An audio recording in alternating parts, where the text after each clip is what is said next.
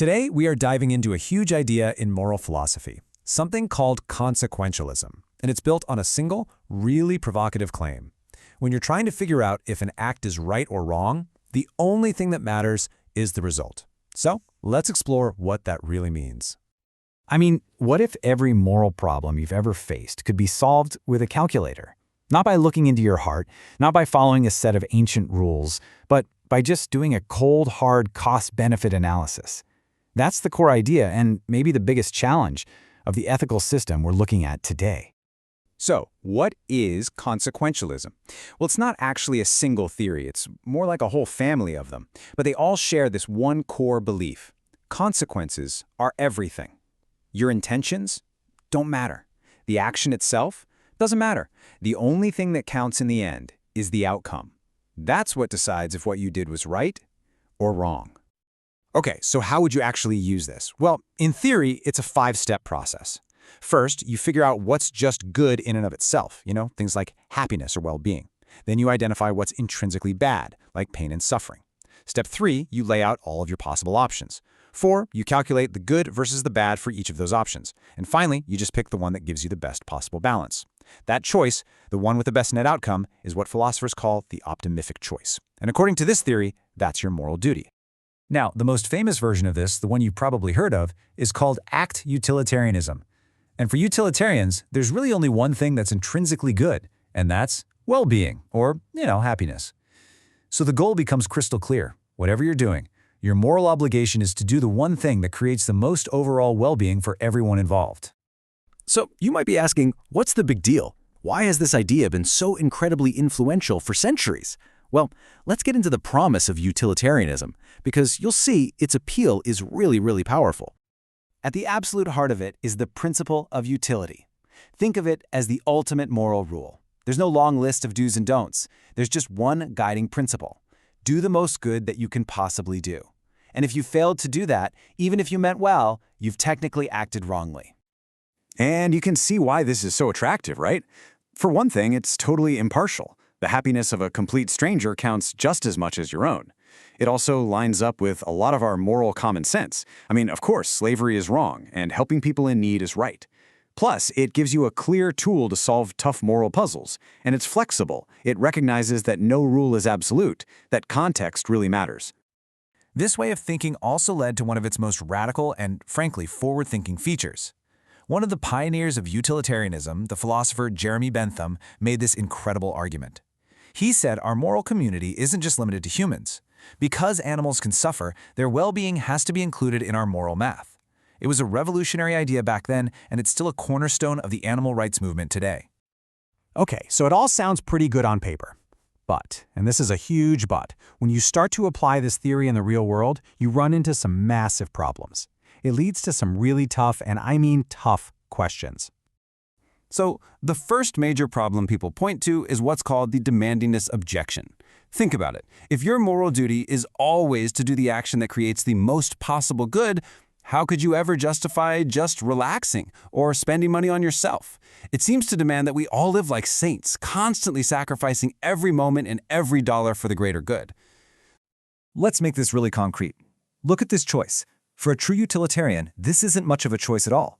The immense good you could do by donating that money, providing warmth for 250 kids, so vastly outweighs the little bit of happiness you'd get from a vacation that taking the vacation is, according to the theory, morally wrong. There's no room for good enough. You have to do the best thing. Next up, we have the impartiality problem.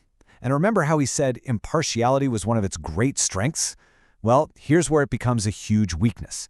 The theory says you shouldn't prioritize helping your own child over helping, say, 2 strangers you've never met, if that would create more overall happiness. And that just clashes deeply with our gut feeling that we have special duties to the people we love. And this might be the killer objection for many people.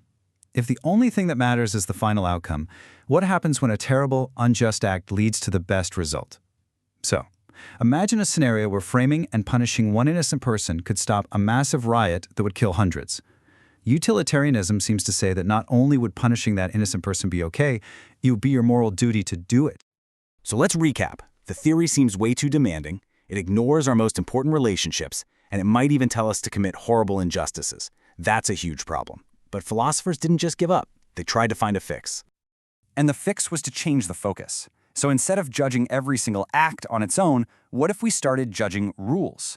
This new idea, rule consequentialism, asks a different question. What if everyone followed a certain rule? Would that society have the best overall outcome? An action, then, is only right if it follows one of these best outcomes social rules. And this new approach seems to solve our problems almost perfectly. I mean, a rule that says it's okay to punish the innocent would create a terrifying society full of mistrust. That's a horrible outcome, so that rule is out. But a rule like, it's good to give special care to your own family, generally leads to a happier, more stable society, so that rule is in. It kind of brings the theory back in line with our basic moral intuitions. So, problem solved, right? It seems like a perfect fix. Well, not so fast. This clever solution ends up creating its own deep and maybe even fatal dilemma for any consequentialist. Here's the fatal contradiction. What happens when you're in a specific situation where you absolutely know that breaking an otherwise good rule will lead to a better result in this one instance? Well, rule consequentialism says you have to follow the rule anyway, which means it's forcing you to go against the entire spirit of the theory, which is all about producing the best consequences. It basically abandons its own core principle. Let's take this out of the abstract and look at a famous and tragic real-world example. Back in the 1970s, Ford had a new car, the Pinto, and they knew it had a serious design flaw that made the gas tank likely to explode in a rear-end collision. So Ford did a cost-benefit analysis that is just chilling. They calculated the cost to fix the fuel tank on every car versus what they called the benefit of not fixing it, which was just the money they'd have to pay out for an estimated number of deaths and injuries. They actually put a price tag on a human life, just over $200,000, and decided it was cheaper to let people die than to install an $11 part. And this leaves us with a final haunting question. Using that pure consequentialist logic, was Ford's decision wrong? Is it because their math was bad? Did they fail to calculate the long-term cost of lawsuits and the damage to their reputation? Or is the very act of putting a price tag on a human life and plugging it into an equation an injustice so profound that it's wrong no matter what the outcome is? That's the dilemma at the very heart of consequentialism. Welcome back to the Deep Dive. Today, we are plunging headfirst into one of the most powerful and, let's be honest, often kind of bewildering families of ethical theories, consequentialism. That's right. And our sources, they give us a really comprehensive look at this whole framework. It aims to answer that massive moral question. What actually makes an action morally required? Right. And, well, for consequentialists, the answer seems strikingly simple, at least on the surface. It's all tied up in the results, the consequences.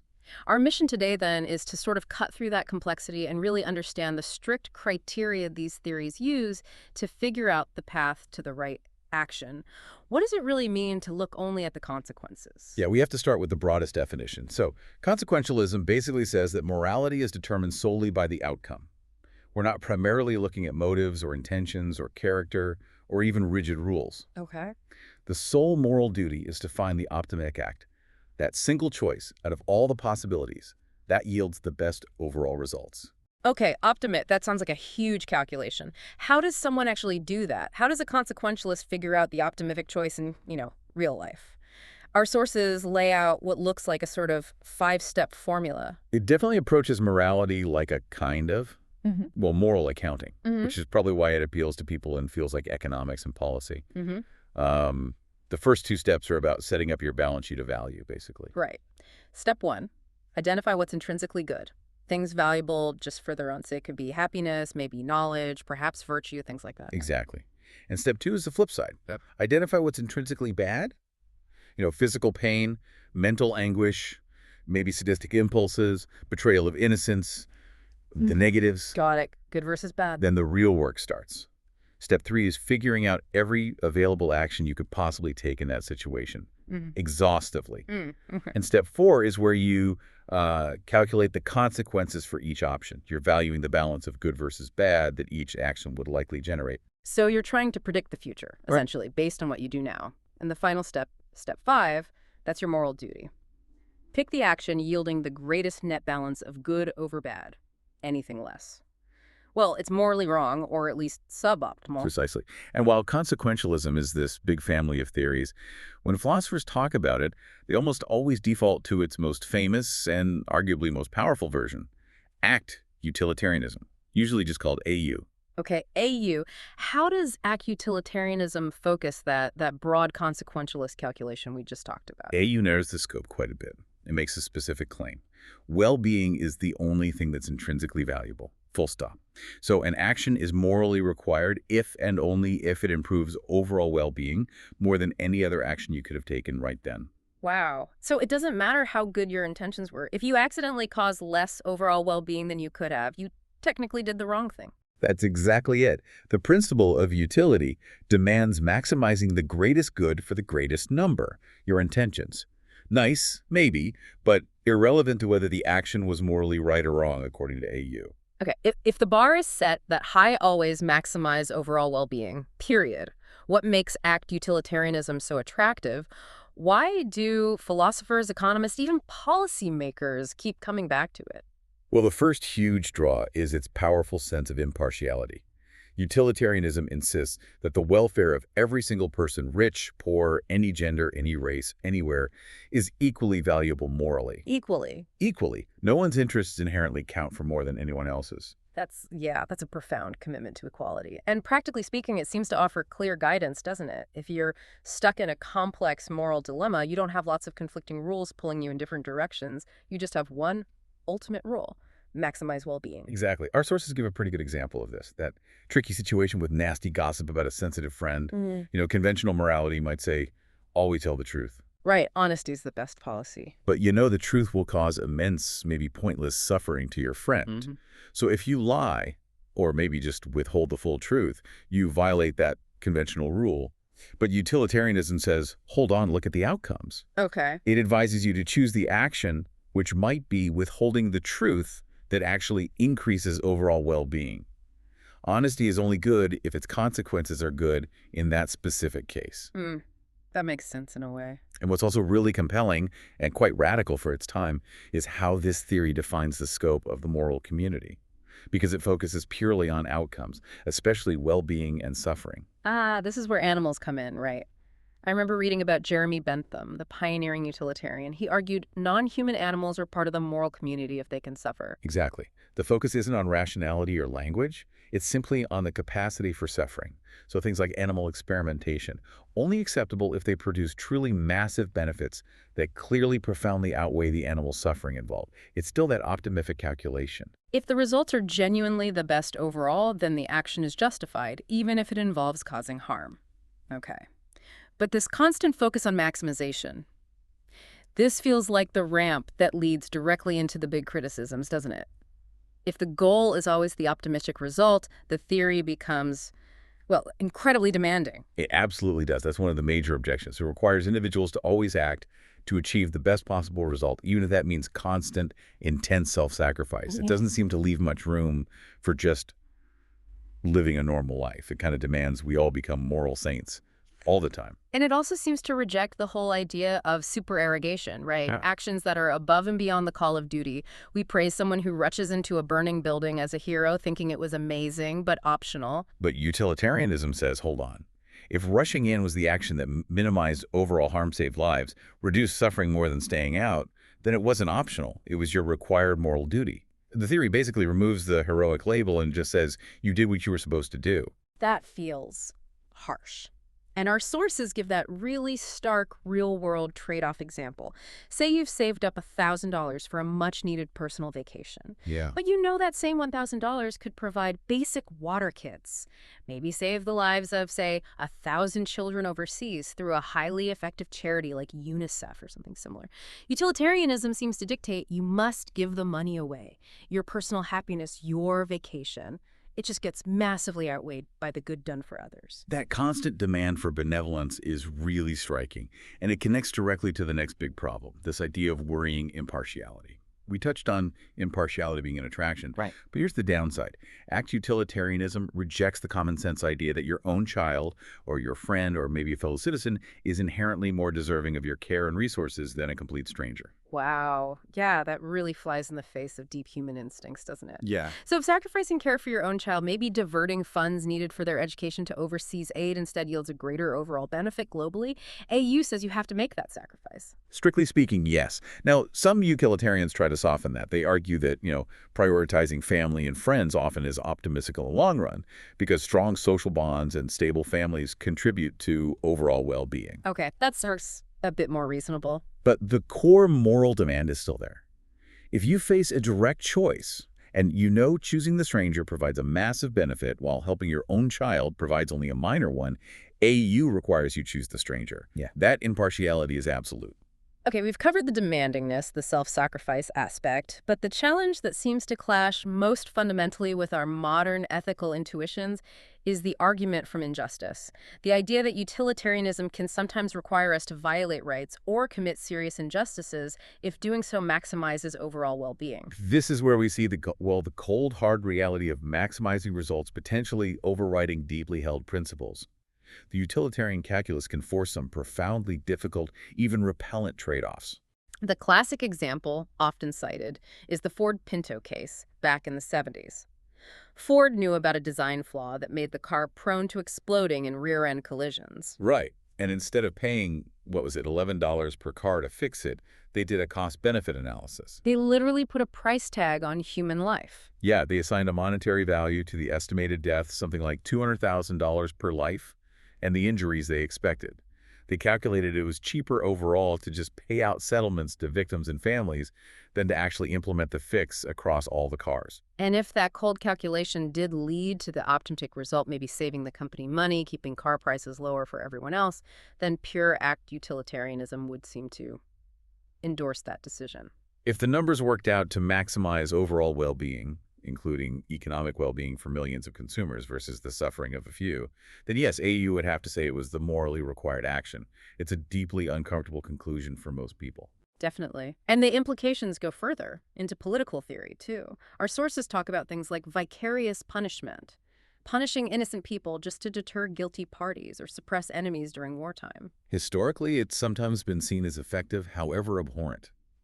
If punishing some innocent people genuinely prevents a much larger future harm, a massive loss of life, AU would permit it, even require it, regardless of the injustice to those individuals. Their rights are outweighed by the consequences. And we also see cases where maybe acknowledged murderers or political leaders responsible for terrible things are allowed to escape justice. Right. If letting them go free is necessary to secure a peace treaty or gain vital intelligence that prevents future conflict, saving potentially millions of lives. Again, AU looks at the total outcome. If letting the guilty walk free minimizes long-term global harm, it demands that specific injustice be committed for the greater good. So, if a moral theory requires us to sometimes violate fundamental rights, commit injustices, many philosophers argue the theory itself must be flawed, right? How do utilitarians possibly respond to this massive hurdle? Well, the major response, the main defense strategy, let's say, was to develop a different version, rule consequentialism, or RC.